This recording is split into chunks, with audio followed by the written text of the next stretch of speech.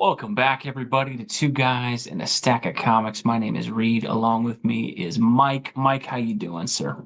I'm doing okay. Work's over and I'm getting ready to read some really good comics. Yeah. Um, so what's in the stack for us is normally me and you going through what we picked up during the week. Um, One thing we always wanted to be on here is transparent about things. And so I'm going to be honest, there's not a whole lot in the stack this week. Really, for me, there was only two books that I picked up. I picked up Absolute Superman and I picked up Amazing Spider-Man and got some weird cover that I don't know what they're doing with. So that's the only one they had left on the table. Both of these books are fine.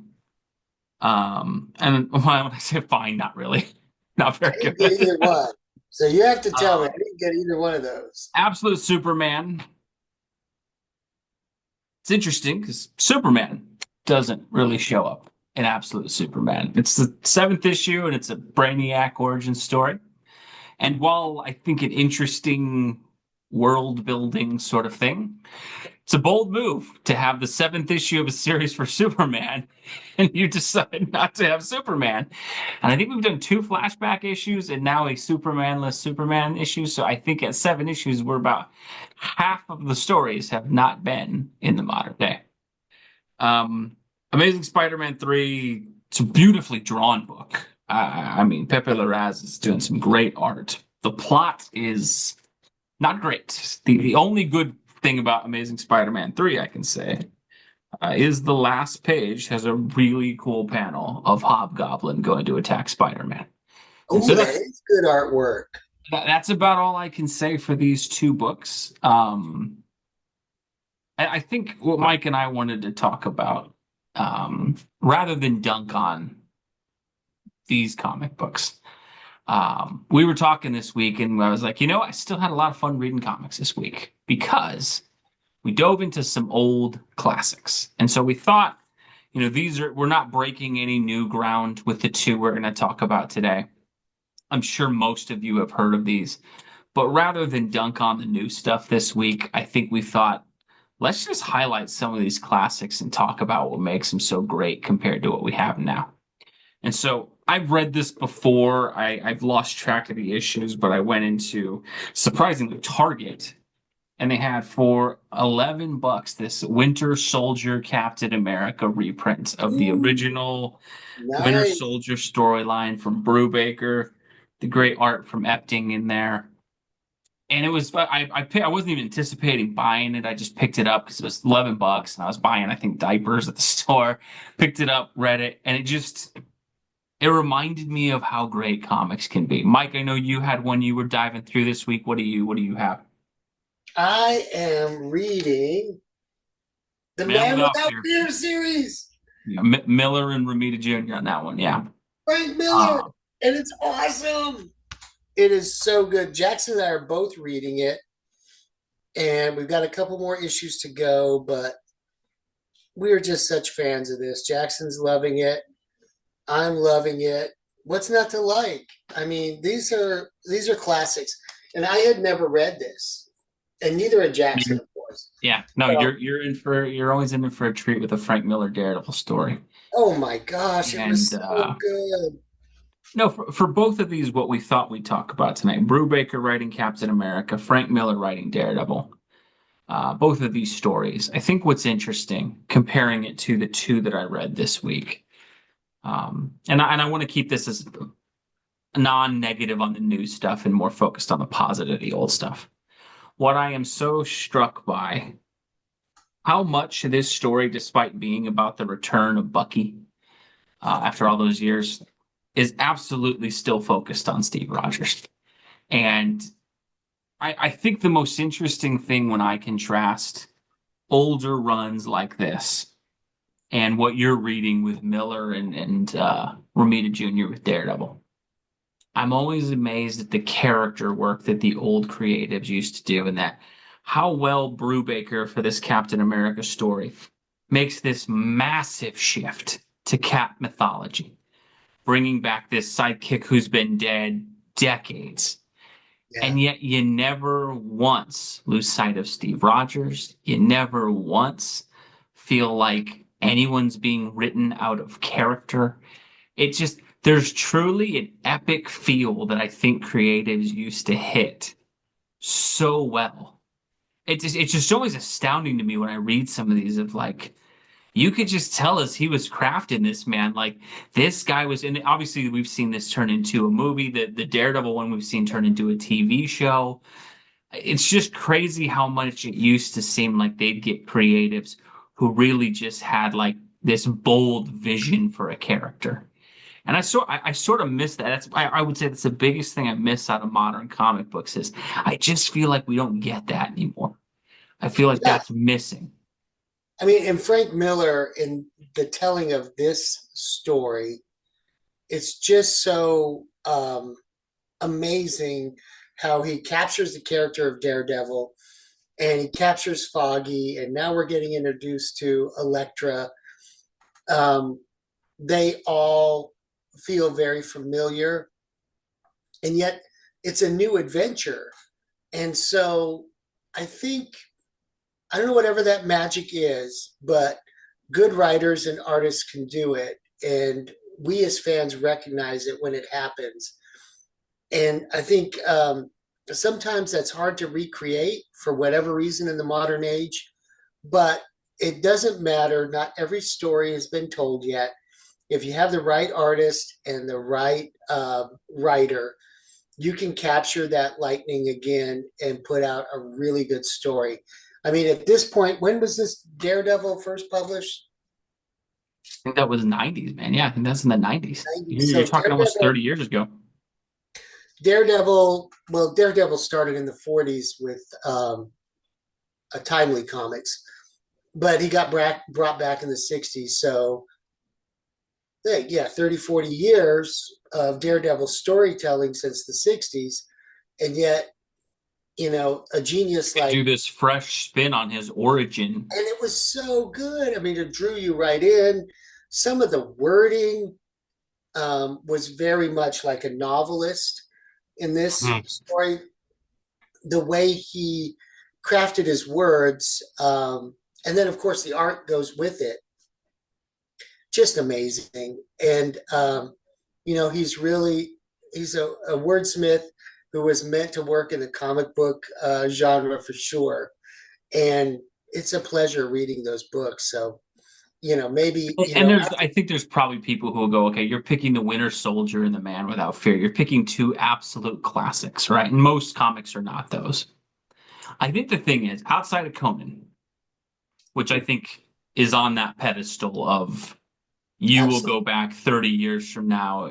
Someone 30 years from now who first breaks into comics, I think will find a trade paperback of Titans Conan and go, whoa, man, what is this? This is amazing. Oh, for sure, it's a And classic. I think that's the only book I've read, I want to say in 10 to 12 years, that's really had that feel where you like these books where you picked it up and you're just like, this is different. It reminds me so much like when I was reading this Winter Soldier this week, it reminded me of the first time I saw The Dark Knight in theaters. And that like I remember I think it was like a Friday, I was in college. It's like a Friday morning at like 11 a.m. in like a half-filled theater. And I just like as soon as the movie started, it's like this is different. That Yeah, bank scene at the beginning and just everything that happened over the next couple of hours, I was just enthralled. Like what am I? This is amazing. Like I can't believe this exists. yeah. And that's reading this Captain America Winter Soldier thing. It's crazy in that like Captain America's been around forever. You're talking this book came out, 2000s. You're talking 60 something years of Captain America storytelling. And yet Brubaker comes in, flips things on its head. But the craziest thing is he's making these massive changes. It never compromises Steve. And I think that's the same thing when you talk about Man Without Fear. He is changing Daredevil's origin a little bit. This is all stuff that was not there Right. in 63 with Daredevil 1 and the yellow suit and all that. And yet you can read it, and while it's a massive change, it still is 100% Matt Murdock. I can tell you that for sure because I didn't start reading Daredevil till like 1973 or 74, but was immediately sucked in to the storyline, the character, and everything. And you know, it fit right in a line with everything Frank Miller was doing. Yeah, it was different, but it was exciting. It was still Daredevil, and it's just amazing. And like I'm at the point now where he hasn't doesn't even have the suit yet, but I'm all on board with it, and I recognize these characters. Foggy's great, and it's just good storytelling, and that's when comics are at their best. Well, I think that's the thing now is there's very few comics anymore where the scale, I think because they can't do the personal scenes as well anymore. Oh, and They, this they this go book, for they try to go for epic, world-changing, multiverse is exploding the entire time. And I think what's happened now is I don't know that they are as good like you said, a novelist. Like one of the yeah, most amazing things to me when I read novels that are great, right? Like my favorite novel of all time is The Count of Monte Cristo. There is so much of that book that is just dialogue between two people talking, between him interact. You would if you watch a movie trailer for a Count of Monte Cristo movie, there's the prison break and sword fighting, and they make it look like this swashbuckling, and it is. But yeah. so much of what makes that book great is the writing that Alexander Dumas does and the relationship building. And what's funny is in the comic book landscape, reading this Winter Soldier this week. So much of it's just Steve talking to Sharon Carter and dealing with Bucky being back and how enthralling it is to see Cap, this, figure of probably the most solid human being that exists, and how shaken he is, and yet he's still Captain America. He's still the icon, he's still the shield, he's still the man. And it's like that is, I think, what's so great now is in comic And books now, it's almost like if they don't the dialogue is so boring that those issues that are all dialogue decompression, you're like, just someone punch someone because I don't think we have that ability. Go ahead, Mike. What were you going to say? in The Man Without Fear, there were several scenes where it's just Matt Murdock thinking to himself, and the description of what's going on in Hell's Kitchen, and the way the wind is rolling down the streets and the leaves that are tussling, and you spend a whole page of that with just this beautiful artwork, and it just really draws you in. And the little scenes of like him and Foggy in the dorm room when they're in college together, Mhm. um, I think we've lost some of that in the big two, and it's something where the indies really have picked No. up the mantle of that kind of storytelling. But it's so important to get you involved in the story. It's so important for you to get the full picture, and it's something that novelists do without the aid of imagery, like the comic books do. They have a big, um, they have a big push there of extra engagement with the audience because they do have the visuals. But Mhm. the words to me, are everything. Like I said, I like a lot of exposition because I want to know the why. I want to get to know these characters at a deeper level so that I can understand the conflicts that come before them later on, and be fully committed rather than, oh, that's a bad guy, I'll just punch him. But we do like that too in our comics. Well, But I think that's it's just more meaningful when it comes to you that way. like you mentioned. I think the thing is like the dialogue bubbles and the thought bubbles and things like that, that comics have this great device that they can use. And what's so interesting is, one of the reasons a lot of people I think have problems with modern comics is occasionally they'll take these wild swings and change things and just fundamentally change a character. And you could say it's down to agenda the writer's pushing. You could say it's down to, the writer just wants to make a statement or something. But I think the reason, while there is of course people who in bad faith just hate changes that are changes because they hate the change, I Right. think a big reason that a lot of fans don't like stuff like that is because it's not written like it used to be, where that would have been a journey. And that would have been something where you would have heard the characters' internal dialogue. And the one that most starkly comes to mind for me, and I know this story is hated by a lot of people, myself included. They made a change, I want to say 3 or 4 years ago, where all of a sudden Tim Drake, who had been like in a relationship with Stephanie Brown for 30 years, all of a sudden Tim Drake was interested in this guy who had been his friend in the comics in his solo run, and Tim Drake became basically a bisexual character because of one appearance in a 6-page backup story in an anthology book. And that is now almost in every Tim Drake appearance, it's there. And what's interesting with that is, look, while I don't know why you would have ruined his relationship with Stephanie Brown, the whole thing is, on the surface, you could have made that story work through a journey, through a comic book run that shows things changing, that maybe shows the fundamental breakdown of his relationship with Stephanie Brown and why it's falling apart, and him think, why can't I commit to this fully? But they did none of it. It was just like one issue, broke up off screen, all of a sudden he's this. And I think we just see that with so many. The Mary Jane breaking up with Peter Parker's another example, where you could have had a bunch of issues over a year set where she's in this other universe with this other guy, and you see them bonding, and she's conflicted, and she doesn't really want to go away from Peter, but for her, time's passing differently, and it's been like a decade, and you could, and again, most people probably still would have hated it, but you could have done some story building that wouldn't have made it feel like just done in one issue. As a reader, we like to know the why. I mean, we're invested in these characters.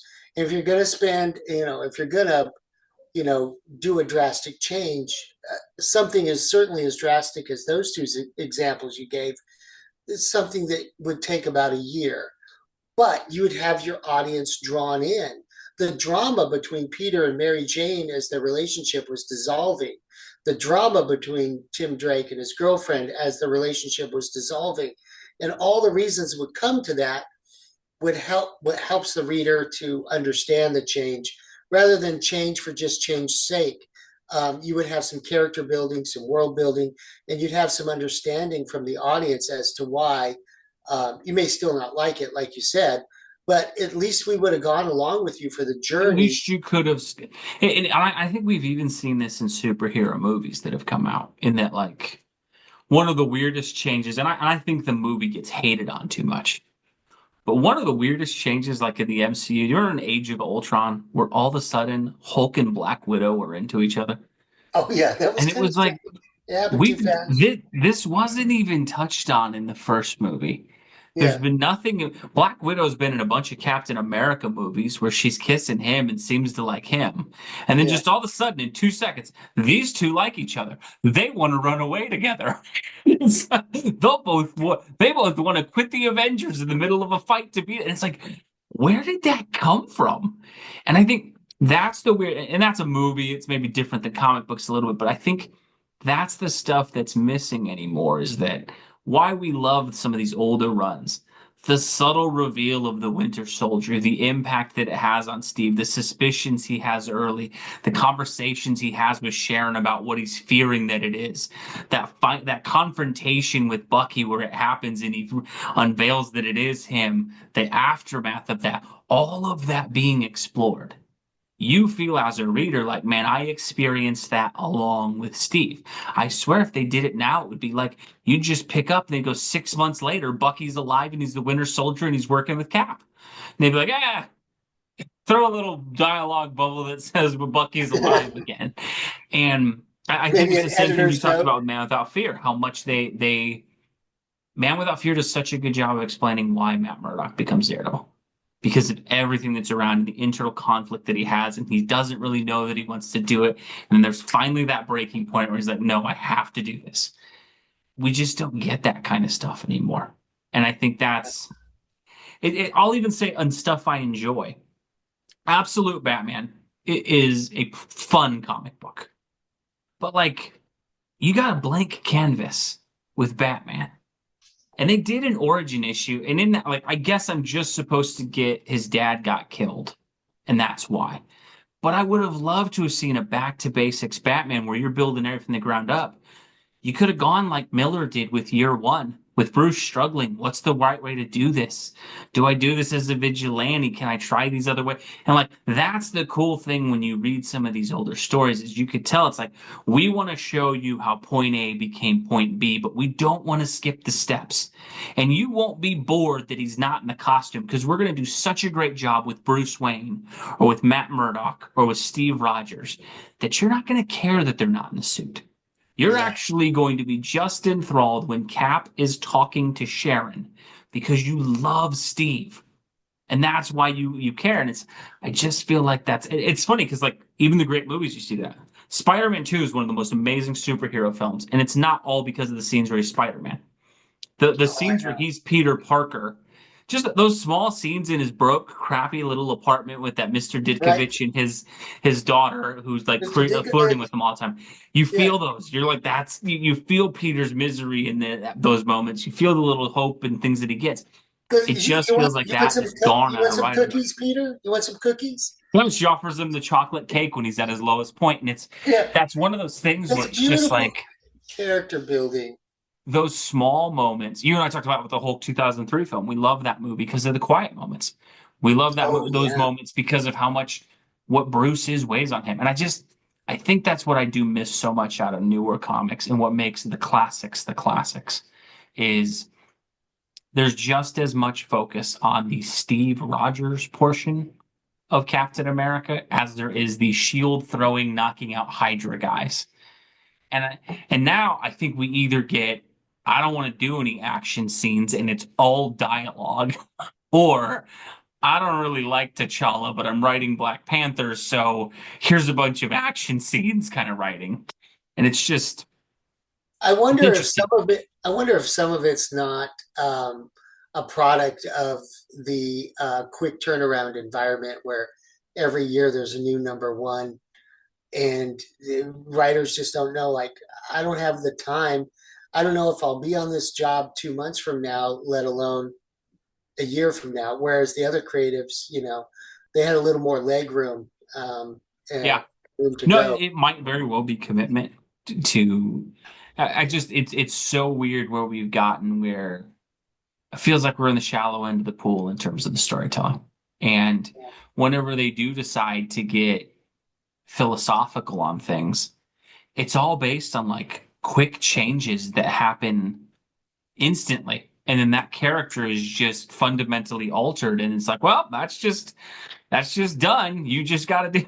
And it's like, oh, like I always remember Jason Aaron's Thor run with Jane Foster getting the hammer.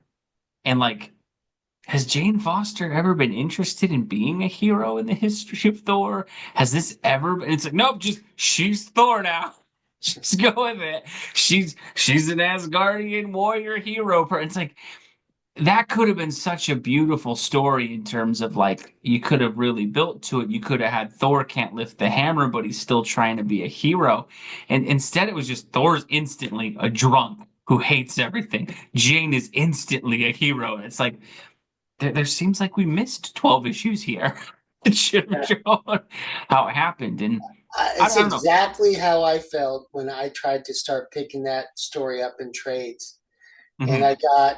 uh, I got through the first trade of like 6 issues. I was lost. I got the second one. I was special ordering them, and then I just said, I can't with this. No, I And think it's a but fascinating thing that's our happened in friend, comics that way. our friend George told me that story at one of our comic book club meetings, Hmm. and the way George told it, I was like, "This is No, cool." George told the story better than the comic book did, He really for sure. did. He really did. I was like, man, that's a great story. I'm gonna go. I haven't bought Thor in years. I'm gonna go down and buy that. Pick that up. Yeah, No, I think it's a fascinating thing in comics, and that I don't mean to completely trash them. And again, we got guys like Zub who are doing this with Conan. But I do think it's just interesting. I'd be interested. What do folks think below? What do you think of the comics that are coming out now in comparison to some of these classics like this?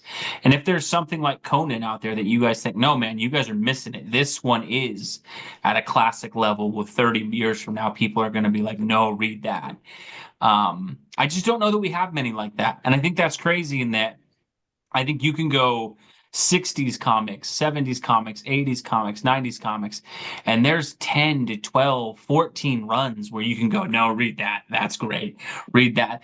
In the 2020s, I don't know that I have more than 3 or 4 runs of comics that I could tell people. And the ones that I would are small stuff. You know, Yeah. that Batman First Night from last year, but that's 3 issues. Like that's not some like huge trade paperback run of a couple years. I think it's just interesting where we're at. But We're at the snack size, the snack portion. We've lost the meal. We're just in the snacks. yeah, no, it's the little small pizzas of Pizza Hut now that you get at like Target, the It's personal the ones, not little the full mini pizza pizza. anymore. It's good for And the first couple bites. No, I'd be interested to see. What do you guys think below? Let us know what you think. Do you think we're being a little too pessimistic on this, or do you yourselves experience the same phenomenon at times? And what classic runs are you reading currently, or Yeah. that you've read recently? And what ones are you breaking down? Absolutely. Mike and I will probably, to be honest, folks, do a little more focusing on some classics, some great comics. We're always going to talk about the new stuff, but I do think both him and I have kind of discussed lately, like the reason we love comic books is there is so many great ones. And to spend a lot of time and energy talking about the ones that you don't like as much, while we will, of course, address things as they come out. I do think we want to spend more time highlighting what we think is great and really giving credit to the legends of the past and the people who wrote these stories that have ingrained these heroes in our culture so much and make it to where these characters mean so much to us. But as always, folks, let us know. What do you think down below? Thank you so much for watching, folks. I hope you're having a great week. God bless you. We'll catch you in our next video. Thanks, everybody.